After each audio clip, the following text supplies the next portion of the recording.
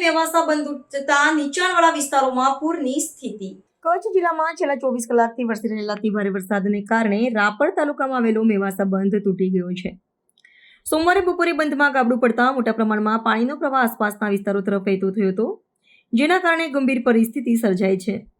બંધ તૂટવાના સમાચારને પગલે સમગ્ર પંથકમાં ભયનો માહોલ વ્યાપી ગયો છે અને વહીવટીતંત્ર તાત્કાલિક અસરથી સક્રિય બન્યું છે। મેવાસા બંધ તૂટવાને કારણે બંધના હેઠવાસમાં આવેલા ગાગોદર સહિતના ગામોમાં પૂર જેવી સ્થિતિનું નિર્માણ થયું છે।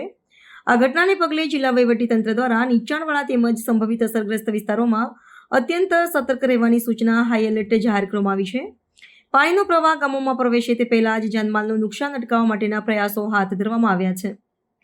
પરિસ્થિતિની ગંભીરતાને ધ્યાને રાખીને રાષ્ટ્રીય આપત્તિ પ્રતિભાવ દળ એનડીઆરએફ અને એસડીઆરએફની બચાવ ટુકડીઓની તાત્કાલિક ઘટના સ્થળે રવાના કરવામાં આવી છે। તંત્ર દ્વારા અસરગ્રસ્ત ગામોના લોકોને સુરક્ષિત સ્થળે સ્થળાંતરિત થવા માટે સૂચના આપવામાં આવી છે।